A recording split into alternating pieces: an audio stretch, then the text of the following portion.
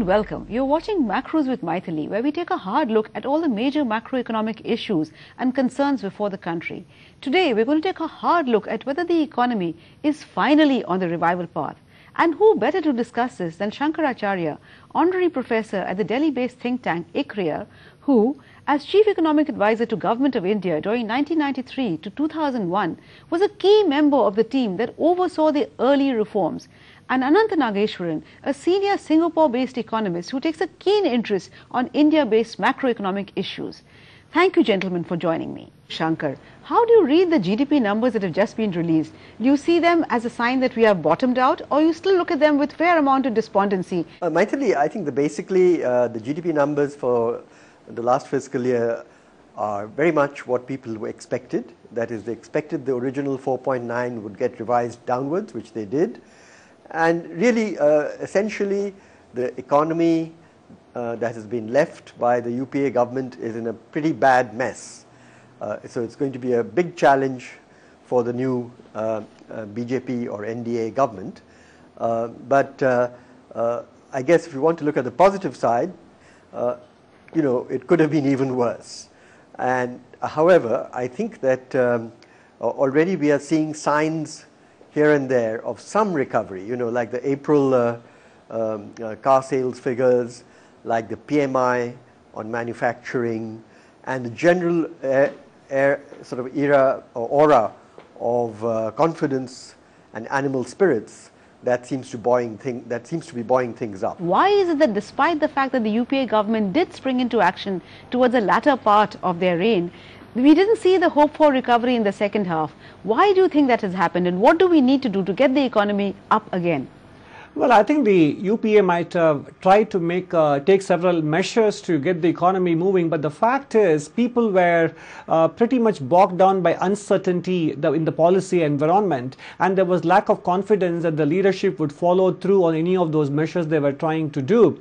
The FDI in retail was an example. So no matter how hard they tried, somewhat belatedly, I don't think it really mattered to the people concerned on the ground, because there was no confidence that these will see the light of the day. The sheer fact that there is a feeling that somebody is in charge is the best Keynesian stimulus you can think of at this point in time for India, and that is what is happening. But of course, there are quite a few structural challenges to be faced, and the most important near-term challenge will be the monsoon. But the reason why UPA did not achieve an economic turnaround, and why that might be happening now, can simply be distilled down to the fact that people are confident that there is somebody in charge now, and that feeling was conspicuous by its absence in last year. If we look at the sectoral breakup of the GDP numbers, manufacturing seems to be really in the doldrums, and it is manufacturing that offers jobs. So what can we really do, and why is manufacturing in such a bad shape?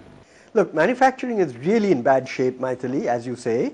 It's been a long time, perhaps 25 or 30 years, since we've had two successive bad years of manufacturing in the way we've had, where, as you know, we've had negative growth last year, and even the year before it was very close to zero. So you're absolutely right. This is going to be a big challenge to get manufacturing revved up again. But I think, what might happen, if you want to look at it positively, is first you may see a lot more activity in areas which are, if you like, more directly confidence driven, like construction, whether in certain infrastructure sectors or in real estate, and that could feed back into orders for capital goods, which means essentially manufacturing. And generally, I think you might see a pickup in investment sentiment because of confidence factors. Now that we, as Anand puts it, there seems to be a clear sign that somebody really is in charge. And I think that is a big difference. I think that will make a significant impact in terms of helping to bring about a resurrection in economic growth and other parameters of economic performance. But at the same time, I would caution that I think this turnaround is going to be probably a slow one or an incremental one, rather than a sudden jump from 4.5% to 6-7%. I think in the year that we've just started, that is fiscal 15, FY15, do agree with the RBI's assessment. In fact, it's something I wrote 2-3 months ago, that you are likely to see GDP growth in the region of 5 to 6%. Now, whether it's closer to 6% or to 5%, I think a lot will depend on the initial policy pronouncements of this government. For the first thing I would look for is the President's address, which I believe will be in a couple of days' time, President's address to the Parliament, which of course is prepared for him by the government of the day. And then, of course, even more crucially, the budget in July. So those two things will make a difference. Anant, would you agree with Shankar there that we really cannot hope for anything dramatic and we'll have to live with a slow and painful recovery? And especially I want to ask you once again to focus on manufacturing. Why is it that things like national manufacturing zones, etc., haven't really worked? We had both policy as well as leadership uncertainties and regressive tax law, environmental law changes. So I think manufacturing recovery will be slow in coming. The first two challenges to address that are going to be the Land Acquisition Act. If the states can be allowed to bypass that and come up with their own versions, that will be very important.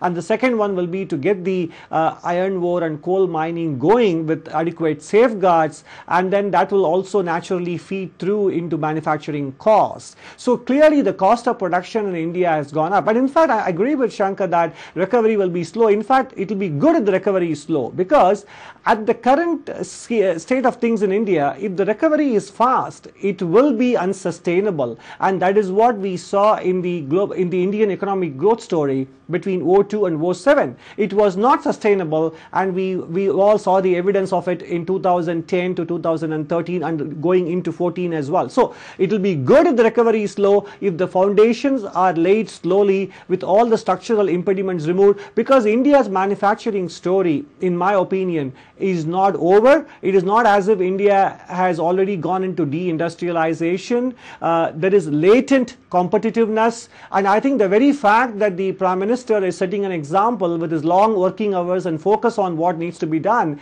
the labor and capital productivity in the country can also improve simply because of the example or the leadership effect that is coming into play.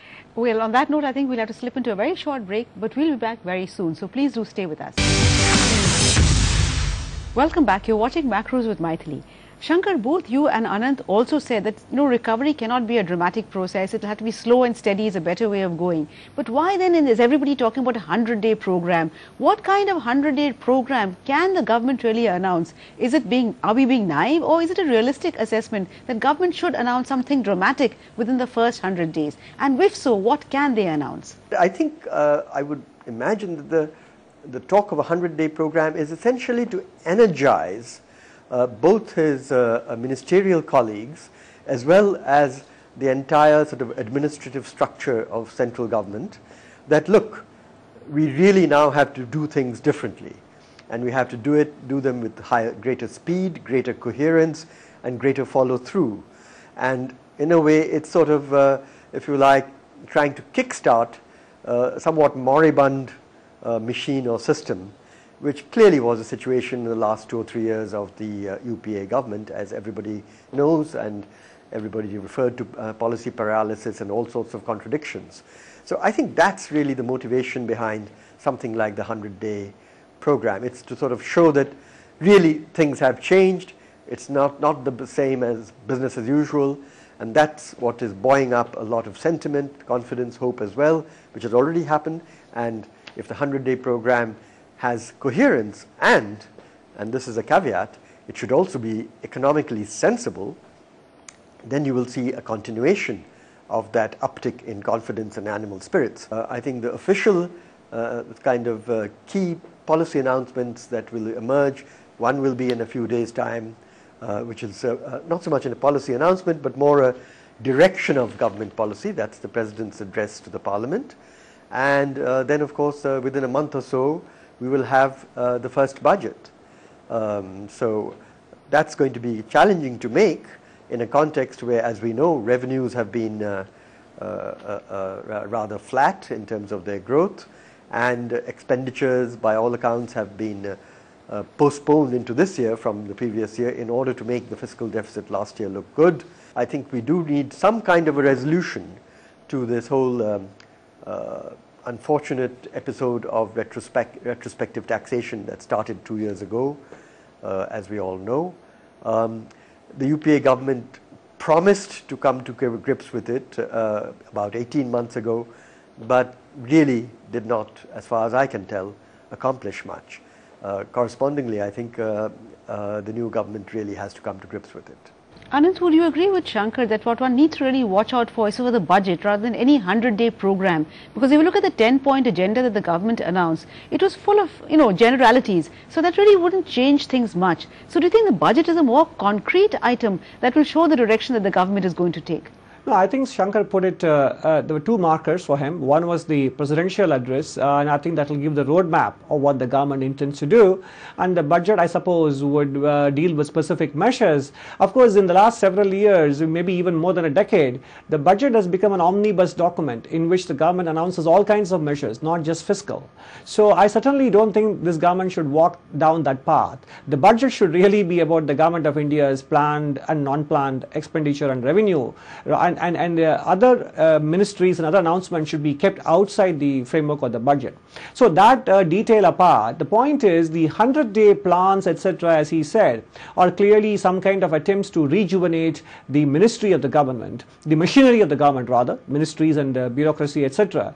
But clearly what is important is a culture of accountability that needs to be established. So the 100-day agenda should actually then continue or extend into a longer-term rolling agenda for the government, with the Prime Minister making clear the milestones and deliverables that he had set for each minister and sharing with the public to the extent he can the level of achievements and the shortfalls, etc. So there is a culture of accountability, because one of the things that got lost in the last 5 to 10 years has been the deterioration of institutions and the culture of accountability. If the 100-day plan can extend into such a culture of accountability, then I would consider it as a very good beginning. Shankar, would you agree with Anant that actually we need to look at the budget more as a statement of expenses and revenues of the government, and all those grandiose plans that finance ministers announce again and again in budgets should be kept out, because very often the finance minister announces something but he doesn't have the sign-on of the concerned minister. So would that be a better way of looking at the budget, quite divorced from all the macroeconomic measures? I think that's a good question. I'm not sure that I fully agree with Anand. You see, I think if you have unlike in the last decade or so, I think if you have strong leadership clearly there and a sort of coherence in the Council of Ministers or the Cabinet and so forth, that a budget can be an important vehicle for announcing a few very important policy measures or changes. And I do underline few. If you have too many of them, it becomes something for everybody. But directional change can be announced. If you go back, for example, to key budgets like Dr. Manmohan Singh's 1991 budget and so forth, they played an important role in sort of that announcing that, look, things are now going to be different in policy terms. So that kind of messaging, I think, is something that can be done through the budget as long as it's not overdone. It's a bit of a fine balance that one, I think, has to strike. We've had 5 years, as you know, of retail or CPI inflation at or close to double digits, which is the first time, I think, in our history that we've had such a long period of retail inflation, CPI inflation. And that continues to, in some sense, to be a big challenge. And it's going to be complicated if the harvest this coming monsoon falls short because of El Nino and related impact on the monsoon and so forth. That's still unknown, of course, but it's a possibility. So I think the inflation challenge is something that we have to be aware of. It's not only because it's very important in itself, both economically and politically, but also that it has feedback effects on growth because of what it constrains the role of monetary policy to be tight and so forth. Secondly, we mustn't forget that it's less than a year before that our external finances were in a very precarious state. And we managed to, and this one has to give credit to the UPA government in fairness, they managed to bring this into control through a number of measures. But all those measures really are ones which one hopes will be temporary. like the special controls and restrictions and duties on gold, because otherwise you permanently breed a huge industry of gold smuggling and all that stuff that we used to live with in the 70s and 80s, which clearly one doesn't want to live with again.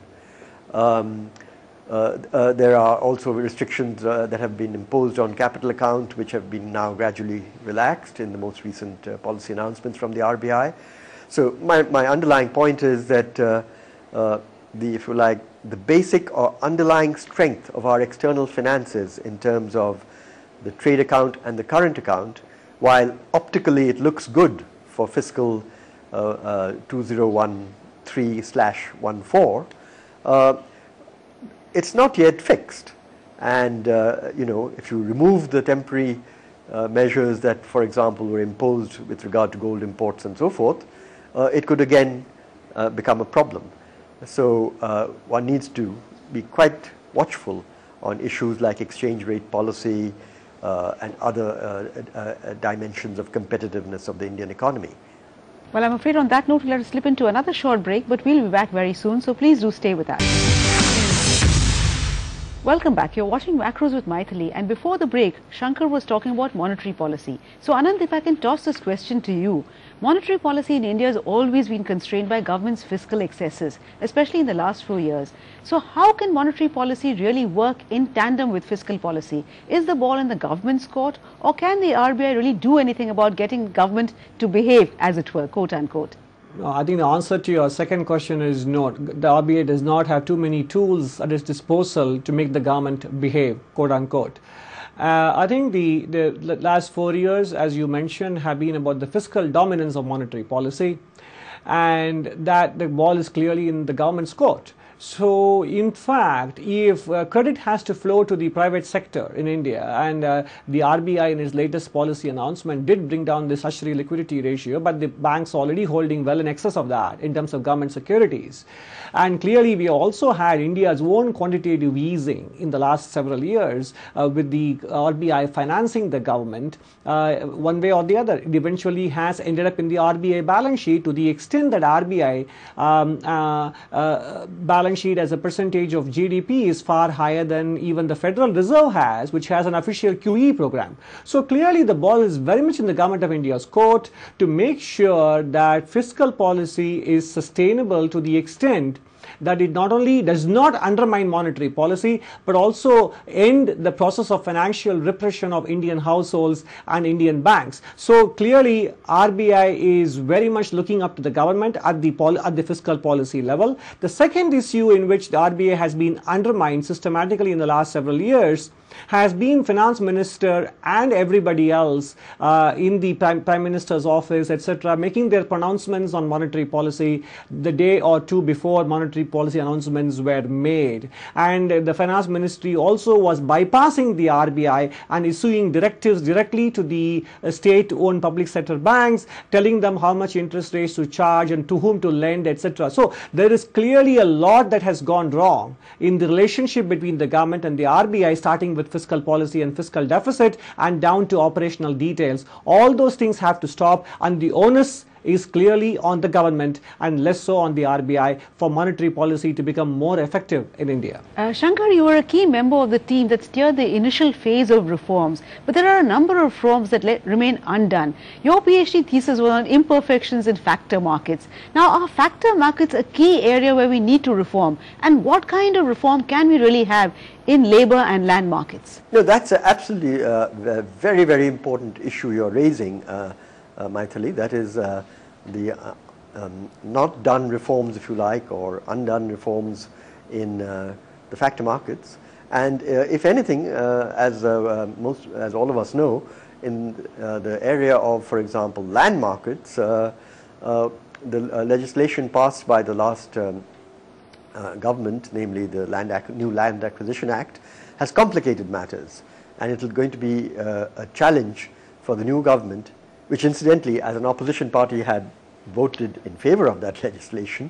It's going to be a challenge for the new government to, in a sense, either do formal amendments to get rid of the more objectionable and obstructive parts of the new law, or somehow through interpretation or giving more leeway to the states, as Anand suggested, make for its impact to be less onerous when it comes to buying and selling of land for various purposes.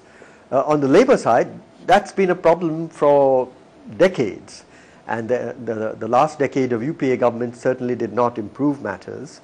It's a very tragic situation where 90% or thereabouts of India's labor force is in the so-called informal sector, where the earnings are typically very, very low, job security is non-existent, and it's a fairly miserable life. And it's the less than 10% of the labor force is in any sense protected, and in a sense the causation runs, as we all know, by trying to protect this much smaller 10%, you end up worsening the overall employment situation. So there are several bullets to be bitten there.